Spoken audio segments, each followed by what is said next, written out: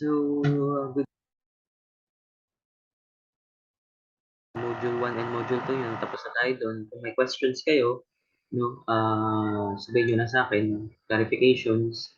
And ngayon, no, I'll be discussing about your Module 3, no? Vector cross and dot product lang. So, medyo maikli lang to, 24 slides, no? So, dun sa mga hindi naka-attend, no, para sa inyo to. And reviewer na din, no? Para sa, kunyari, kung may hindi naiintindihan, pwede kayo may balikan. Pwede kayo may balikan na video. Okay? So, sorry din sa mga ingay. No? Kasi nasa boarding house din ako. Dito na ako nagre-record. Okay, so, ayun nga. Kung may questions kayo sa Module 1, Module 2 nyo, problem nyo sa groupmates nyo, okay yun. So, I'm happy, no, sa mga technical reports nyo and your written reports. So, sa written reports, no, binago ko na yung pangalan dun sa G Drive since may nagtanong sa akin, naguguluhan siya kung ano yung written report and technical report. So, yun nga, no, under din naman sa syllabus nyo yun. So, sorry for that. No?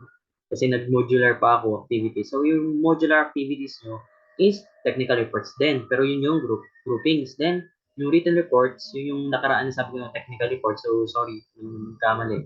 Or hindi ko na-clear. So, written reports na lang yung nilagay ko. And then, may gagamitin kayong format from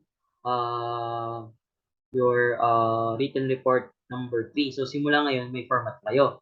Yung criteria, ako na lang muna bahala dun. Pero by midterms and finals, maglalagay na ako ng criteria para may basehan yung grades nyo. Ngayong prelim, no? So, ako lang muna ang hawak nun. So, don't worry, no?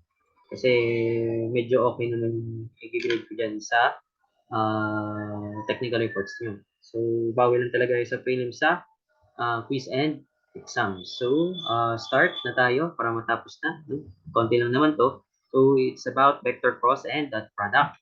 So, what is dot product? It specifies a basic method for multiplying two vectors. So, simply, di ba kapag nag-multiply tayo, dot yung ginagamit natin. So, the dot product of vectors A and B is defined as the product of the A and B magnitudes. So, yung vector natin, di ba dito, nandito na naman, yung bold A niya, iba yung nakalagay. So, vector A and your vector B, no? Vector A and vector B lang yan is equals to A, diba? AB, which is your magnitude, and cosine theta.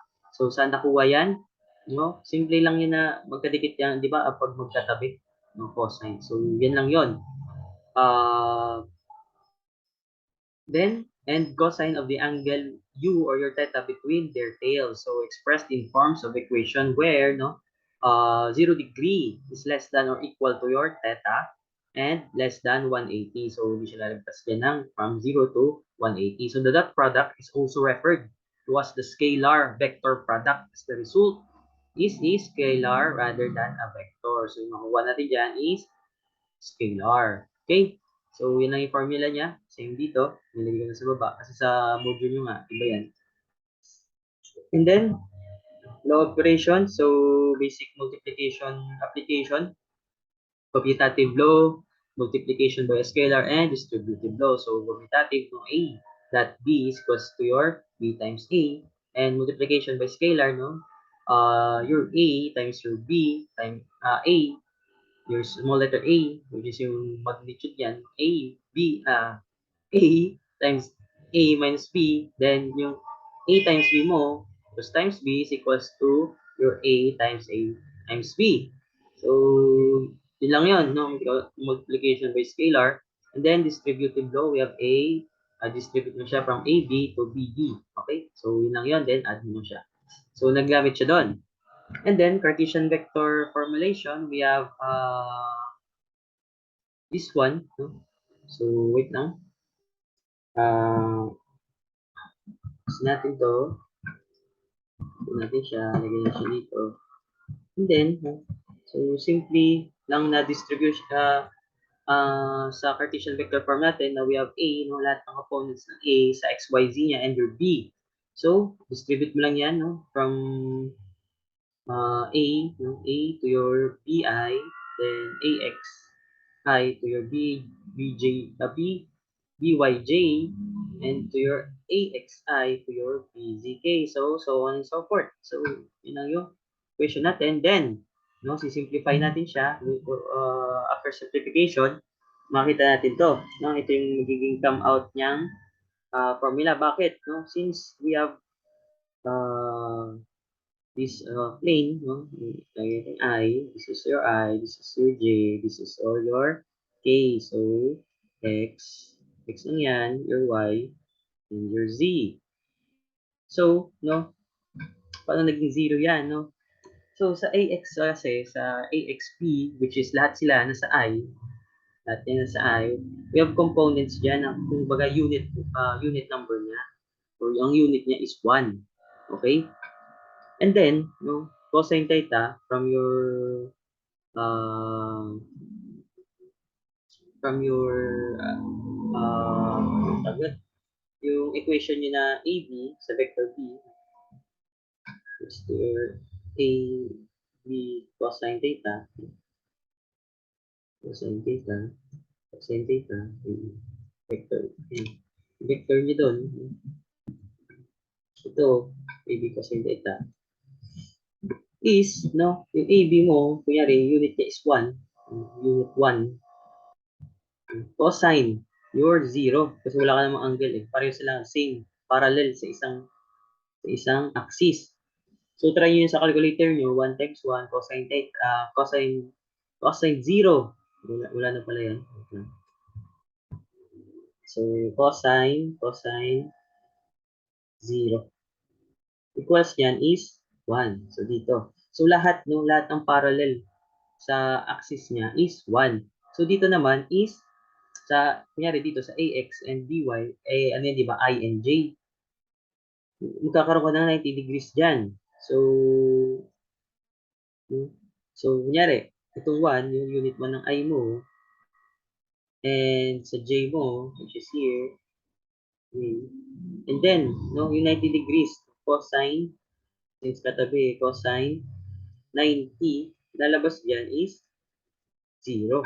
So, lahat ng may right angle from your I, whether it is on IJ or KJ or IK, no, lahat yan, at may 90 degrees or right angle is 0. So, matitira natin dyan is your parallel to its axis.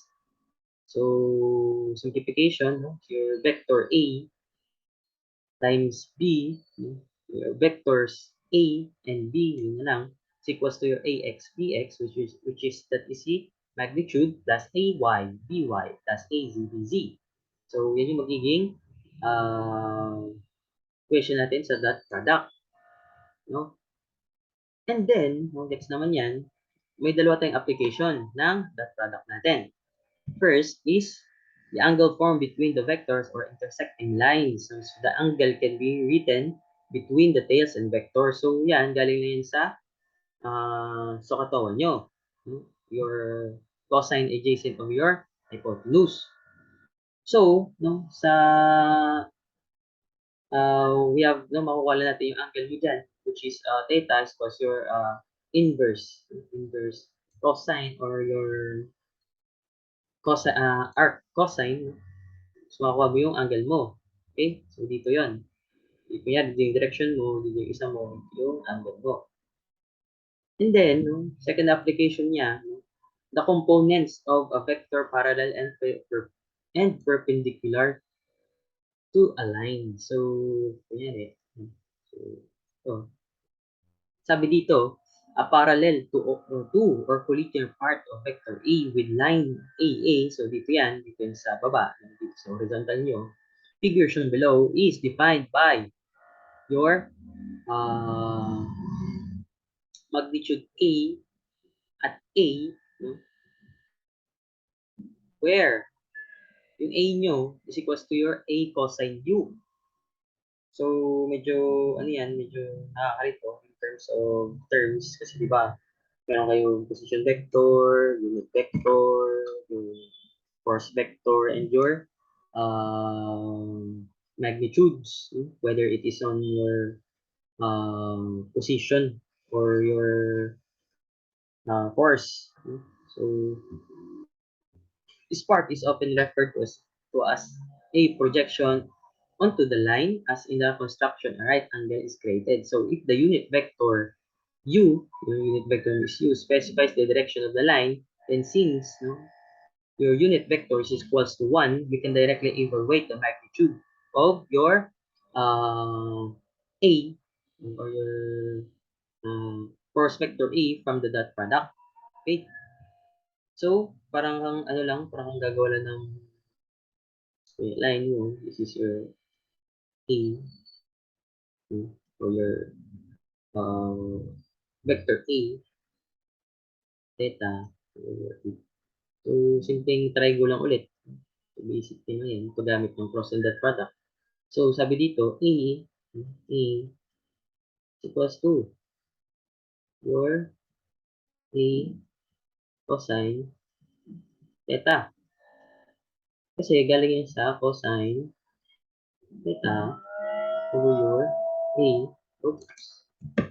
Over A, adjacent lang. Yung adjacent, which is yung ito. Yung A na to, adjacent. Over A, which is your magnitude dito. So, equal lang yan sa AU, A, force vector A, force yan, times your unit vector, E. Okay? So, yan yon. So, ito lang siya. Parang nagbaliktad lang from here, from here, so, here, pabalik. So, same lang dito yan. Sa dito na, nila. So, simpleng sukatawa lang. Dito, trigo. Kasi kukunin natin dito is yung parallel and perpendicular. So, what is your sorry, your perpendicular force, no? So, baka na dyan, drawing. So, this is your perpendicular, and this is your adjacent force, which is your kanina, then your vector, which is A. Gusto niyan. So, simply, kita ka dito, so, yung timeline, this is your A perpendicular force. So, simply, makukuha mo yan lang sa sin theta. So, basic trigonometry lang ulit. So, opposite. This is your opposite, no? Over your hypotenuse. Okay? So, which is yung, ito nyo, yung vector A. So, then, makuha mo lang yan din, yung perpendicular force mo by your Pythagorean theorem. Kasi, ang A vector, diba, sabi natin, is your adjacent as your squared pala yan, squared yan, your perpendicular. So, transpose, makuha mo to. So, yun lang, no? Basic lang siya. So, trigonometry. And then, we have example here. So, the frame shown in the figure is subjected to horizontal force, 300 Newton. So, determine the magnitude of the components of this force, parallel and perpendicular to member AB. So, hinahanap natin yung force from our AB, no? Are parallel and perpendicular. So, para ka magdo-drawing lang dyan, drawing ka ng paragraph mo, kung nilito ka. So, free body diagram, dun sa module 1 natin, kung paano hati-hatiin. So, B, major perpendicular force. Dito. Okay. And then, sabi dito, may force ka daw. Kung nalilito ka dyan, given mo, nalilito ka dyan, straight mo lang siya. Same lang yan sa FAB. This is your FAB, force AB. Ito yung hinahanap mo.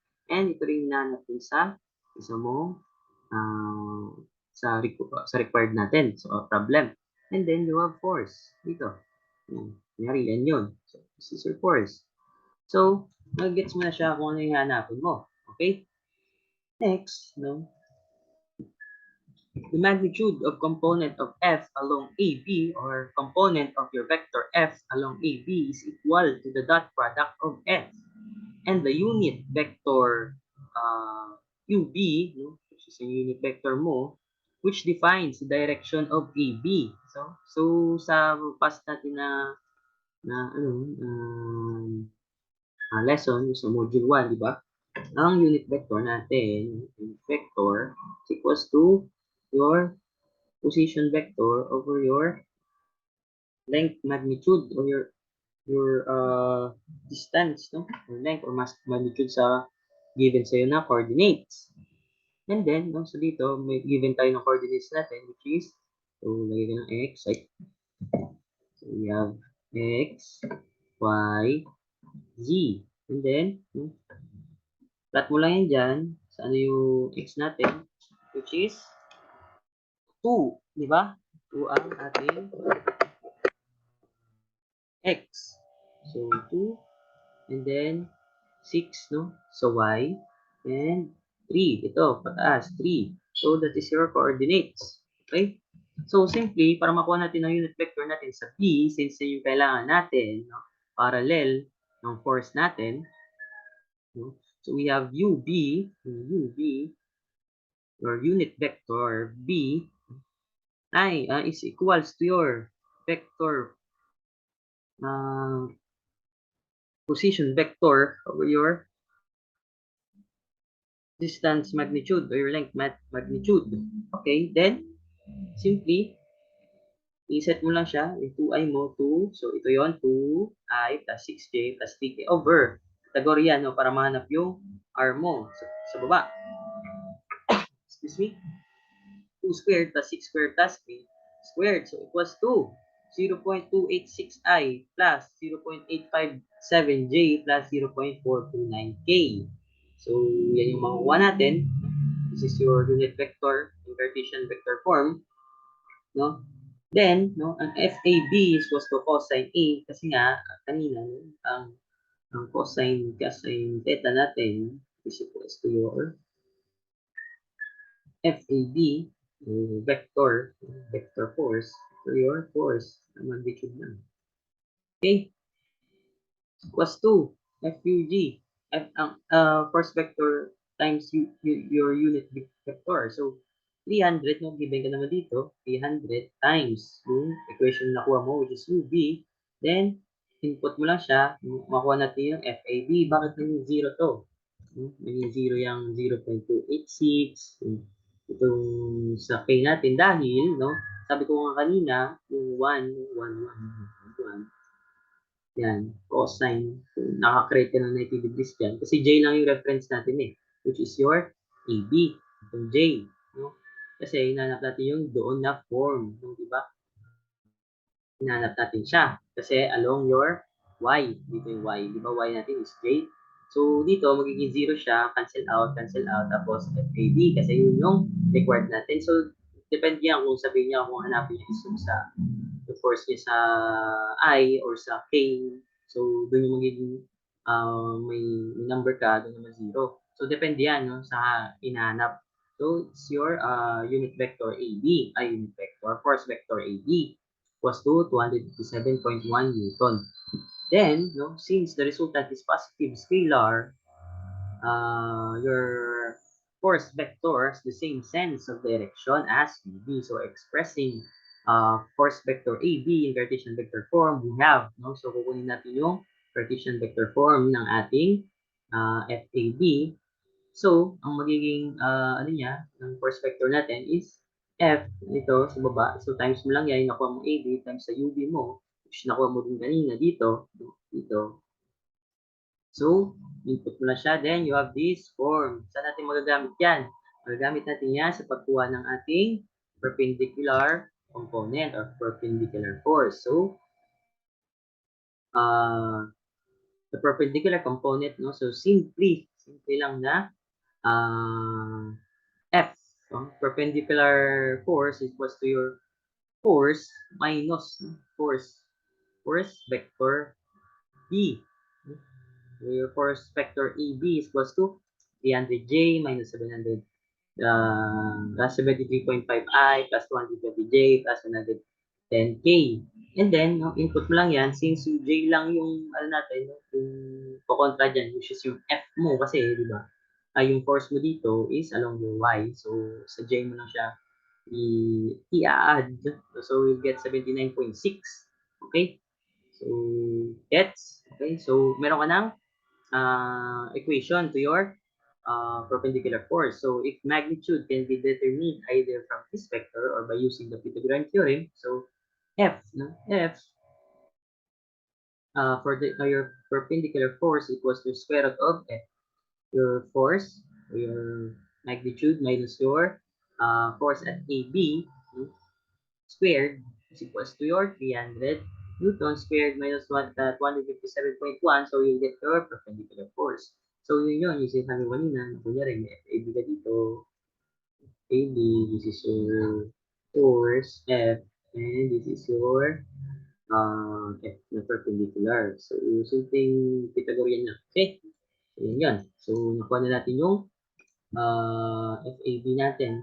So, ito naman is your Cartesian vector form.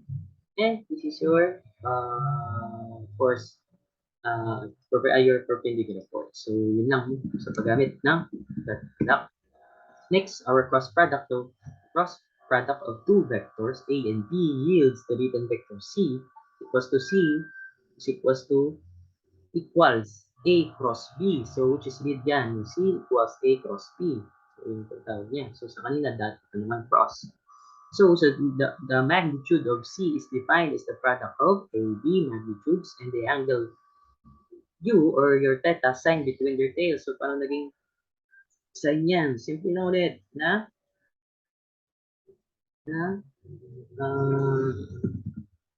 your parallelogram and triangle rule. Okay? So, sabi natin ito yung A mo, which is X, E is your Y, and C is your Z. And then may angle ka dito. So, makita natin dito. Yan. Ako dyan. So, triangle rule. Magiging opposite yan. Delta ka dito, same na yung delta dito. Dalawa yan eh, hinatin mo. So, same yan. So, sinabi mo C, plus to your AB, sine, kasi narap, diba? Sine, theta. So, basic, yun yung makuha mo, no? Vector C has a direction that is perpendicular to the plane containing A and B. So, that C is defined by the right-hand rule. So, sa kamay lang din, paano ka mag-ano dyan? From A to B. But, may mga laws dyan, laws of operation, yung commutative law is not valid. Bakit? Kasi nga, no, dito, no, sinasabi dito, A cross B is not equal to your B cross A. Rather, A cross B is equals to your negative B times A. So, kasi, babalik ka dito kasi eh. So, from, di ba dito, from A, X mo, X. Actually, pinakita ko to sa video, gamit ng kamay. So, hindi nga mong video, mukha kasi akong zombie. Ito nag-explain. So, your, your, uh, your A, no? From A to B, so, positive yan. Positive. While, no? Then, nagpo-pointing out kasi itong C mo sa taas, sa thumb mo. Pero kapag galing sa B, so iba, parang yung kamay mo, bababa mo siya, parang thumbs down, kasi thumbs up yan, di ba? From A, from open palm ka muna dyan. Open palm. Look. Open palm mo. Then, i-close mo yung palm mo from A to B. So, yan yung sa positive. Dito kasi, no, yung thumb mo, no, kung magagaling ka sa B to A, no, yung thumb mo is yung C mo is magiging negative kasi naka-point siya sa pababa. Okay? So, depende sa rotation yan. Actually, i-explain ko rin siya sa sa clockwise and counterclockwise. So, para mas madali siyang maintindihan. So, sa kamay, no, kung okay lang din naman to na maging reference mo. But, doon na lang tayo sa counter and clockwise na orientation. So, same lang siya sa associative law, no, ma-apply mo siya into your distributive law. No? And then, no, ito yung sinasabi ko na meron pang counterclockwise and clockwise. So, to find I times j from for example, the magnitude of the resulting vector is ij sine 90. So 1, 1, 1 yan, equals to 1, and its path is calculated using the rule of the right hand as shown in the figure. So the resulting vector point toward positive k. So I times j is equals to k. So similarly, ito. Okay. So di ba dito, no? So kuha tayong picture. Paste natin dito sa paint natin. Okay. So, yan. From your I to j, kasi nga, I to j, paikot ka, which is counterclockwise, positive. Okay? Positive. And then, from your j to k, same direction, j to k equals to I, which is positive then. Positive, positive. And then, k to I is j. J. K. So, di ba, yun lang, IJK positive. And then, yung counterclockwise mo, yung clockwise mo pala is negative. So, from galing ka ng I to K, negative yan. Itong tingin yung build na to. And dito sa wait na to. So, from your I to K, negative. And then, J to I, so on so forth yan. Ito yung color, parang ano dito. So, sabi dito, no, from pa ganyan, sure, I to K, negative yan. So, from Z, your J, negative din, and J to I, negative din. So, yun lang yun. Okay? Isa sa kamay, medyo nakakalito sa kamay. And then, no, let us now consider the cross product of two general vectors, A and B. So, dalawang vectors ka, which are expressed in Cartesian vector form. So, we have A times B, same lang din, then distribute mo siya.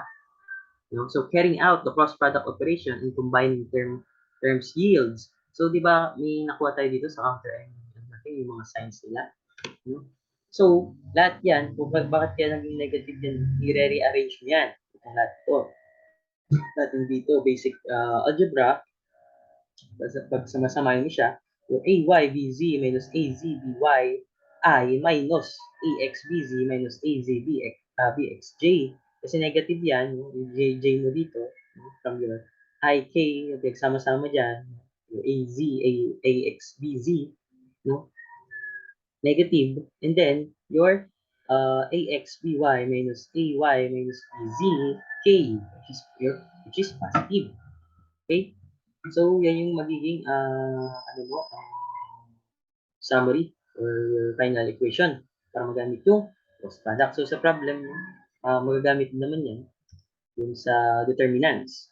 And then, no, solving using determinants. So, ito muna, tandaan nyo ito sa cross product natin. Magagamit natin siya sa application using determinants. So, determinants having 3 rows and 3 columns can be expressed excuse me, using 3 minors. Each of which is multiplied by one of the 3 terms in the first row. There are 4 elements in each minor, for example. Okay, so, kunyari, may x and y ka dyan. And then, you have ax, so ax mo, and bx. And then, you have ay, by. So, kapag nag-solve ka, cross mo yan, cross ax, bx, bx times bx, minus, pabalik, minus ay dx. So, yan yung magiging component natin, no? Yung sa given, no? Kung given ng mga coordinates, which is simply the product of two elements intersected with the arrow slanting downward to right, no? Minus the product of the two elements intersected by the arrow slanting downward to the left. So, ikot lang yan.